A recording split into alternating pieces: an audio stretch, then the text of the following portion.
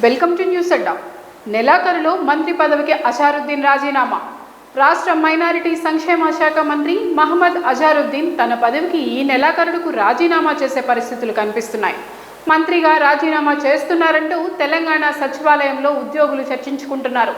గాంధీ భవన్లో నలుగురు నాయకులు కలిసిన చోట కూడా ఇదే అంశంపై ప్రస్తావించుకుంటున్నారు. మంత్రి పదవి చేపట్టిన తర్వాత 6 నెలల వ్యవధిలో సదరు మంత్రి ప్రజాప్రతినిధిగా ఎన్నిక కావాల్సి ఉంటుంది. అజారుద్దీన్ విషయంలో ఆ గడువు ఏప్రిల్ నెలాఖరుతో తీరనుంది. ఈ నేపథ్యంలో అందరి దృష్టి అజారుద్దీన్, ముఖ్యమంత్రి రేవంత్ రెడ్డి నిర్ణయంపై కేంద్రీకృతమైంది. జూబ్లీహిల్స్ టికెట్ ఆశించిన అజారుద్దీన్ను ఉప ఎన్నికకు ముందుగానే రాష్ట్ర మంత్రివర్గంలోకి తీసుకున్నారు. గతేడాది అక్టోబర్ 31న లోక్ భవన్లో మంత్రిగా ప్రమాణ స్వీకారం చేశారు. నవంబర్ 11వ తేదీన ఉప ఎన్నిక జరగగా నవంబర్ 14వ తేదీన ఫలితాలు ప్రకటించారు. ఈ ఫలితాల్లో సమీప ప్రత్యర్థి బీఆర్ఎస్ అభ్యర్థి మాగంటి సునీతపై నవీన్ యాదవ్ గెలుపొందారు.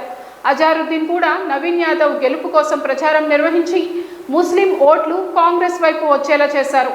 జూబ్లీహిల్స్ నియోజకవర్గంలో కాంగ్రెస్ అభ్యర్థి గెలుపొందడంతో తన వంతుగా పనిచేసినప్పటికీ ఆయనకు ఎమ్మెల్సీ అవకాశం దక్కలేదు. బీఆర్ఎస్ నుంచి ఎమ్మెల్సీగా ఉన్న దేవనపల్లి కవిత తన పదవికి రాజీనామా చేశారు. ఆమె రాజీనామాను ఈ ఏడాది జనవరి 6వ తేదీన శాసన మండలి చైర్మన్ గుత్తా సుఖేందర్ రెడ్డి ఆమోదిస్తూ బులెటిన్ విడుదల చేశారు. ఈ నేపథ్యంలో మళ్లీ ఎన్నిక నిర్వహించేందుకు ఎన్నికల కమిషన్ నోటిఫికేషన్ విడుదల చేస్తుందని మంత్రి అజారుద్దీన్తో పాటు కాంగ్రెస్ నాయకత్వం ఎదురుచూస్తూ వస్తుంది. నిజామాబాద్ నుంచి లోకల్ అథారిటీ కోటాలో జిల్లా పరిషత్ సభ్యులు, మండల పరిషత్ సభ్యులు కవితను ఎమ్మెల్సీగా ఎన్నుకున్నారు. దేశంలో ఏ రాష్ట్రంలో ఉప ఎన్నికలకు నోటిఫికేషన్ వచ్చినా తెలంగాణలో ఎమ్మెల్సీకి నోటిఫికేషన్ జారీ అవుతుందని రాష్ట్ర కాంగ్రెస్ నాయకత్వం ఎదురు చూసినప్పటికీ ఫలితం లేకుండా పోయింది. ఆమె రాజీనామా చేసి 3 నెలలు అవుతున్నా ఇంతవరకు ఉప ఎన్నికకు నోటిఫికేషన్ జారీ కాకపోవడం అజారుద్దీన్ని మరింత ఒత్తిడికి గురి చేస్తుందని అంటున్నారు. ఈ నెలాఖరుకు ఆయనకు ఉన్న గడువు తీరిపోనుండడంతో రాజీనామా చేసే పరిస్థితులు కనిపిస్తున్నాయి. ఇప్పటికిప్పుడు ఎన్నికల కమిషన్ ఎమ్మెల్సీ ఎన్నికకు నోటిఫికేషన్ ఇచ్చే పరిస్థితులు లేవని సచివాలయంలో అధికార వర్గాలు వ్యాఖ్యానిస్తున్నాయి. ఈ నేపథ్యంలో అజారుద్దీన్ తన పదవికి ఈ నెలాఖరుకు రాజీనామా చేయవచ్చంటున్నారు.